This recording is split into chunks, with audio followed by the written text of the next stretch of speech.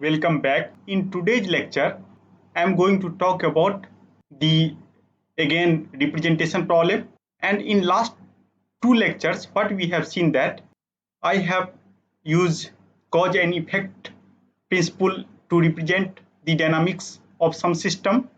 And after that, I have used the energy based formulation, and that is fully motivated from the Lagrangian formulation. So basically, in classical mechanics, in order to predict the future value of the state, or in order to predict the future value of the motion, first we are defining the energy function, and that energy function is nothing but function of the generalized coordinate. Here that generalized coordinate I am telling, that is qi, and their rate of change of that generalized coordinate.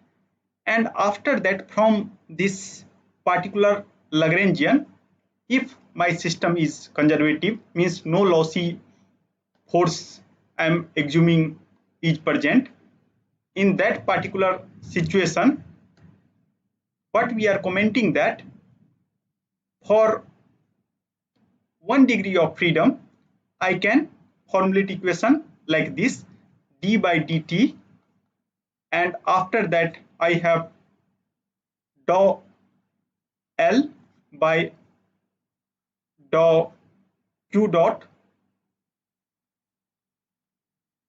and after that I have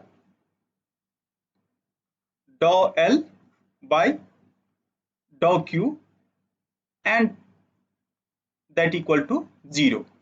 So for each degree of freedom, I have one equation that we have seen in the previous class.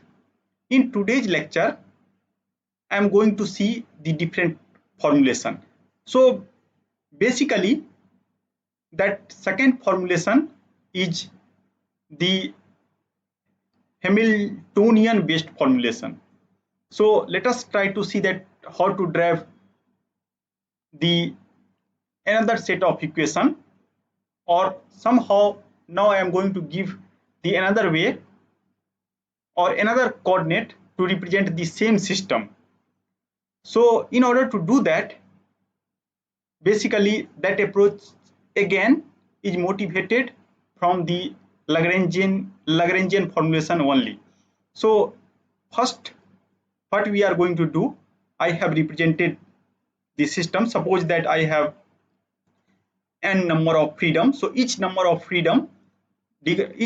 degree of freedom, I have one energy function, and after that, if that generalized coordinate qi and qi dot is increased, then obviously I can write increment in the Lagrangian function using this. So this is quite obvious.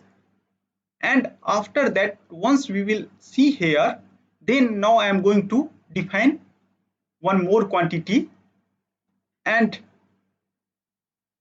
that quantity is somehow motivated from the classical mechanics. So what we have found that in classical mechanics we have position or we have velocity. Similarly, I can talk in the different coordinate frame, that is with position and momentum. So if you see the Newton's second law, then somehow I can also express Newton's second law using the help of momentum of the particle. So similarly, here in first class, whatever formulation I am talking about, that is in form of generalized coordinate and rate of change of generalized coordinate. And in today's lecture, I am going to express the same dynamical system with help of the generalized momentum and generalized coordinate. So let us try to see that how basically we will formulate the dynamical system with help of these two.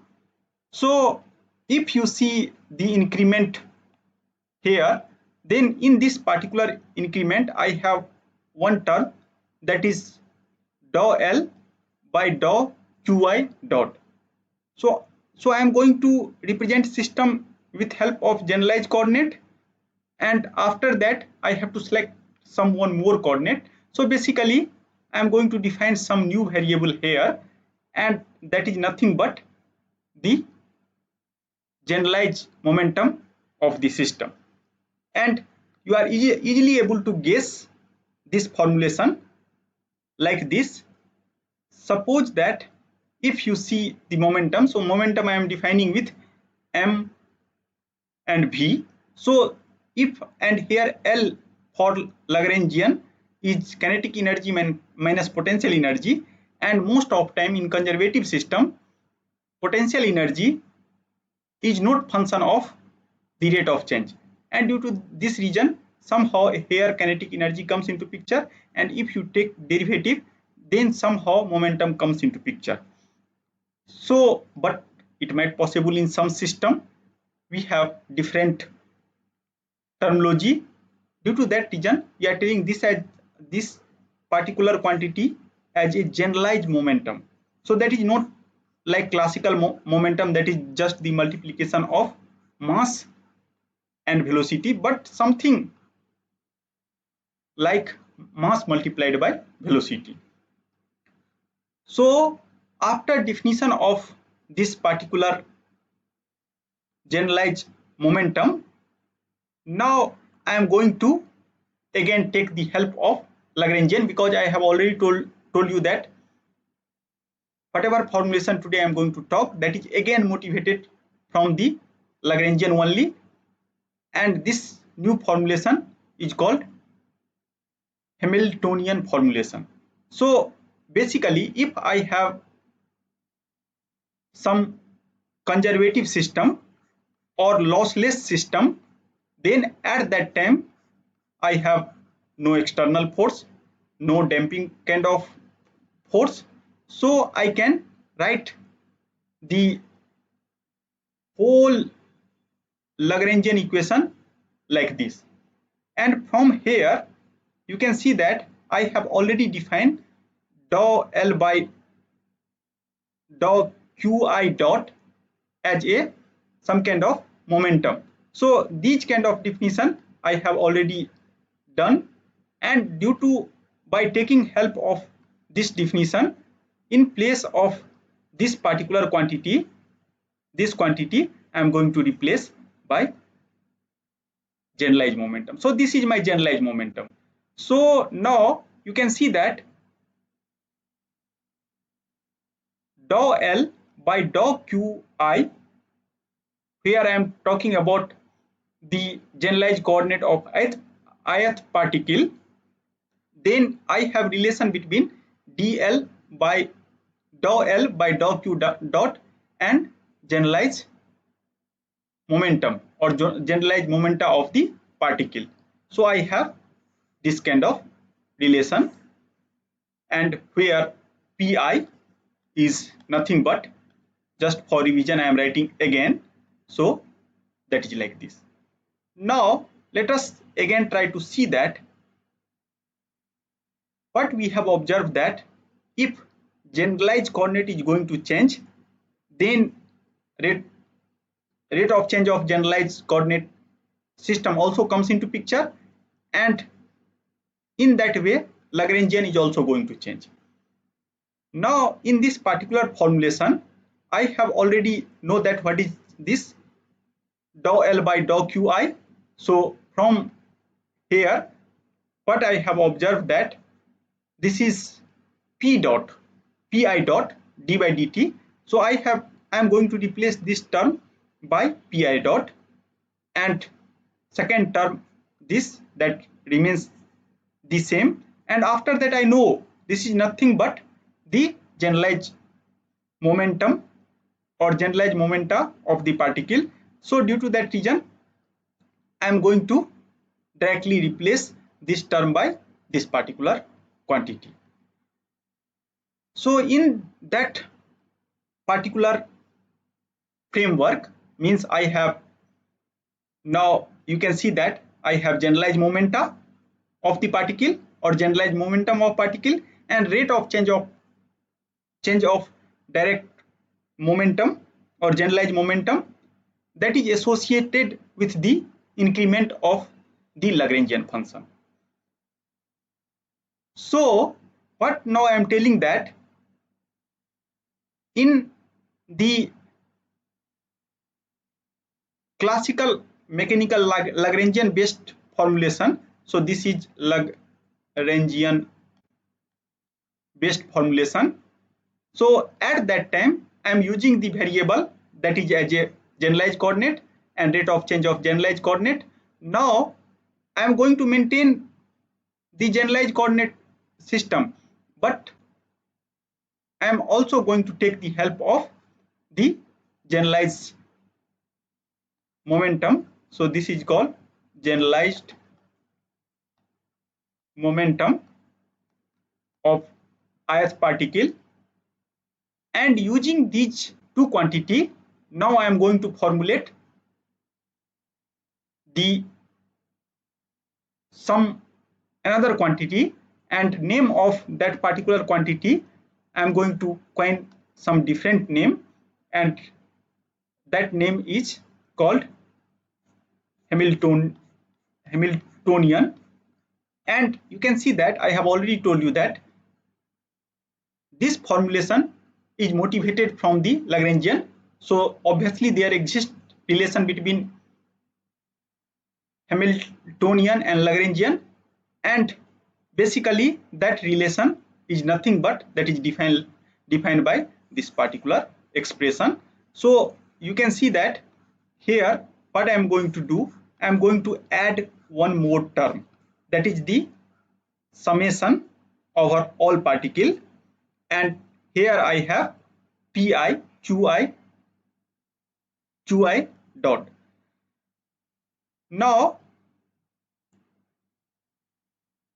you can see that in the above equation, again if momentum of particle and generalized coordinate of particle is going to change, then obviously I can write dh, the increment of dh, by this expression. So what we are telling that dh is the increment of the rate of change of generalized coordinate plus the increment of rate of change of the generalized momentum, and after that the change of dl, and I know I have already seen the value of this is dl. I have already derived here. You can see that I have already derivation of dl. So now I am going to substitute this particular relationship in the equation of or increment of Hamiltonian formulation. So after substituting this, so actually I am going to substitute here. I have substituted, and if you substitute this, then you can see that this term, last term pi dqi dot, and this first term both are same. So finally I have just these two terms. So I have this term plus this term, and so due to that reason I am going to represent the increment of Hamiltonian by this particular relationship. Now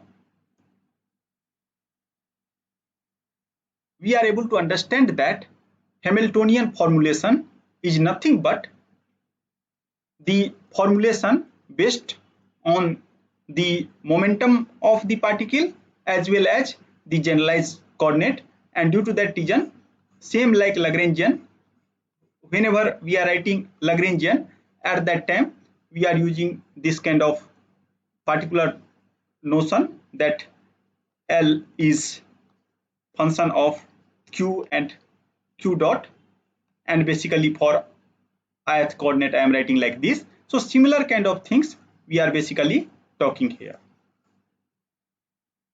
So both are going to represent the dynamics of the system, but just we have different coordinate system, and sometime by choosing different coordinate system, we are getting simplified equation or we are getting some more transparent equation.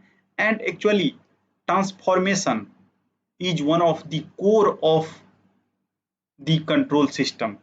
So in later part of this course I will show you that some system which is looking very complicated in one coordinate frame, that might become very simple in the transform frame. So somehow due to this reason I have selected Hamiltonian also to represent the sum system. So using this particular motivation you are also able to understand that why different coordinate system is required to represent the same system. So again now you can see that I can same like whenever I am writing the increment of the DL, similarly here I am going to write the increment of DH. So again this is obvious, and after that now you can see here that in this particular place I have already derived this equation. So and both represent the increment. So what we are telling that if left hand side of this relation is equal, then obviously right hand side is also equal. And if you just formulate the equality, so try to see here that basically here in this particular expression I have dou qi, so d dou qi is here, and after that I have dpi, so dpi is here, and in that way I am going to write two different kind of partial differential equation. And this partial differential equation you can see that formulate the relationship between h and generalized momentum, and second expression that is going to formulate the relationship between Hamiltonian and rate of change of the coordinate system. And based on these two equations, and I have already defined two things for the conservative or lossless system, that pi, that is the generalized momentum, is related with the Lagrangian by this expression. So we have already, this is coming from the definition of generalized momenta, and after that second term whatever this particular quantity, so basically this we have derived from the Lagrangian equation, and by increment we have derived these two laws.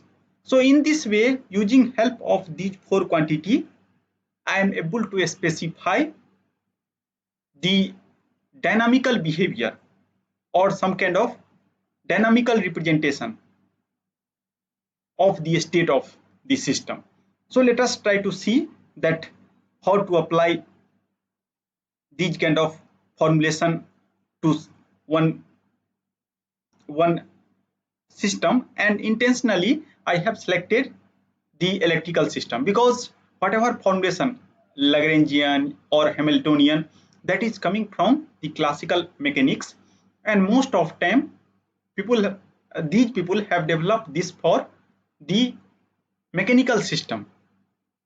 So we are going to show you that for electrical system also same formulation is valid. Before going to the one practical example, I will tell you or highlight one more property here, that suppose that if I have some kind of conservative system or lossless system and kinetic energy, you can see that I can define kinetic energy in terms of generalized momentum also, and from here it is obvious because you can see here that for if I have some particle and I know that momentum of that particle is nothing but one can give like this, P equal to mv, and after that q dot is the rate of change of position, so that is v. So using this I can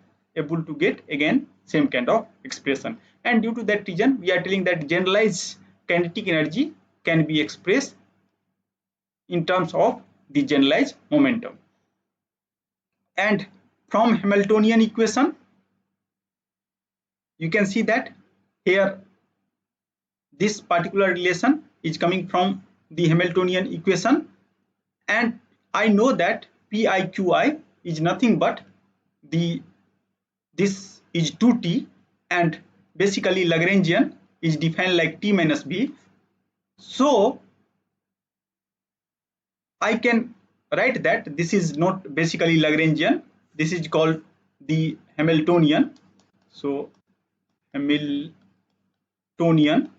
So Hamiltonian H is defined like this. So I am going to remove this particular part. So basically whatever formulation here, that is called Hamiltonian formulation. So and another motivation to select this Hamiltonian formulation is that because sometimes whenever you are hearing the some kind of terminology, so that is looking very complicated, but if you really explore it, that is very simple. So if you are means hearing Lagrangian or Hamiltonian, so that is looking very much complicated from the name, but if you go inside the formulation, that is pretty simple. So actually, as an example, I am going to consider one LC circuit, and here you can see that this is some kind of conservative circuit, and there is no lossy element, so this is also lossless, you can tell. So both has the same meaning, and I have two capacitor, one capacitor and two inductor here. So I have represented that as a L1 and L2, and since this is a conservative system, so now you already know that Lagrangian is nothing but the kinetic energy minus potential energy, and kinetic energy, I have already told you that kinetic energy is associated with the inductor and potential energy is associated with the capacitor, because somehow energy in the capacitor is coming due to static charge whatever that is developed here. Due to that reason, we are telling that capacitor stores energy in form of potential energy, and this stores energy in form of kinetic energy. And so in this way I have developed the expression for Lagrangian, and similarly I know the generalized momentum.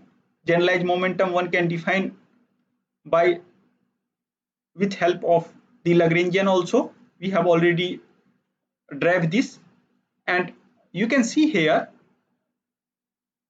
in this particular circuit again I have two coordinate system. So I have some exchange of charge or some exchange of current between L1 and C1, or exchange of energy between L1 and C1 and L2 and C2. So we are defining two generalized coordinate Q1 and Q2. So due to that reason, here I have two different momentum, one associated with one loop, another associated with another loop. So I have two equations, and Hamiltonian for the conservative system or lossless system is pretty easy to calculate. Just you have to add the kinetic energy plus the potential energy. So somehow we are talking about, whenever we are talking about Lagrangian or Hamiltonian, so in case of Lagrangian, basically we are not talking about the total energy of system, but here we are, in case of Hamiltonian, we are talking the total energy of the lossless system. So that is the some difference between Lagrangian and Hamiltonian for the conservative system. And after that, these two relation we will get from the generalized momentum or relation between Lagrangian, and these two I can easily get from the Hamiltonian formulation. So please check it that whatever things I have written, that is true or not. Now, till now what we have seen, that if I have some dynamical system, then I have two different ways to represent the dynamical equation for that system. One way is basically inspired from the generalized coordinate system or rate of change of generalized coordinate system. So we will formulate the energy function, and after that we are, by selecting the coordinate frame as a generalized and rate of change of generalized, we can formulate the equation. Second way is that I can use the generalized momentum and generalized coordinate, and based on that Hamilton equation comes into picture.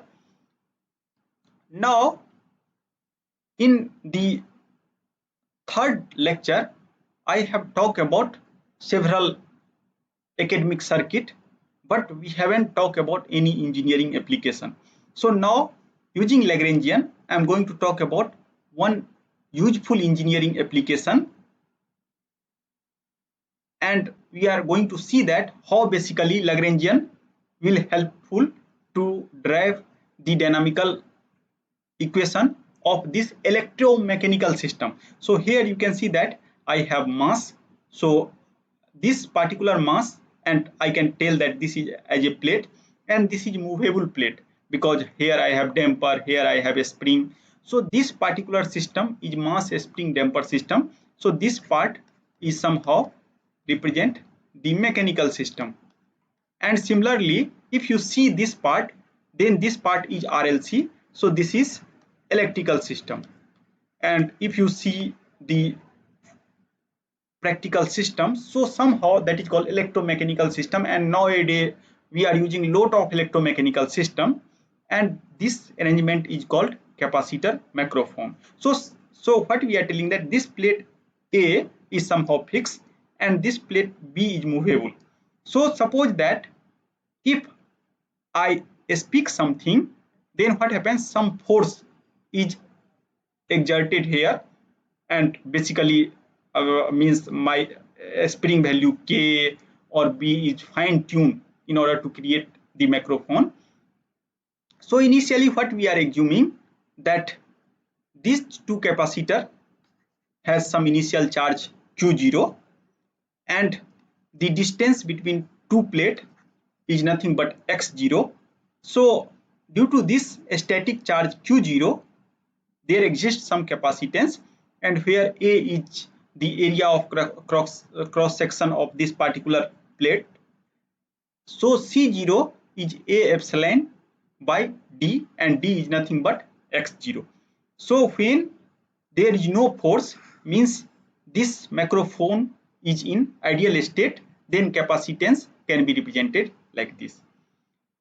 Now what we are going to do, we are going to speak something. So some force is exerted here, and due to that force, what happens, this particular block B is going to move, and I am assuming that that is going to move in this direction, and due to that reason, now my updated position is x0 minus x, and this spring is going to elongated by x. So x1 is actually the position when there is no forcing function. Now updated position is x1 plus x. So once this force comes into picture, at that time new capacitance can be represented like this. So updated capacitance now C is A epsilon x0 minus x, and I have already told you that in this particular formulation I am assuming that A is the area of plate and epsilon is the dielectric constant of the air. So now let us come to the energy function. I am going to use the Lagrangian, because you can see that I have external force, I have some kind of lossy element.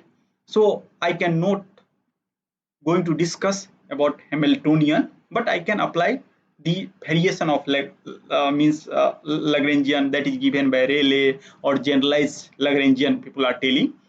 So here in this particular system, you can see that I have inductor L, so that will store energy due to some kind of means momentum or some kind of motion of charge or current, you can tell.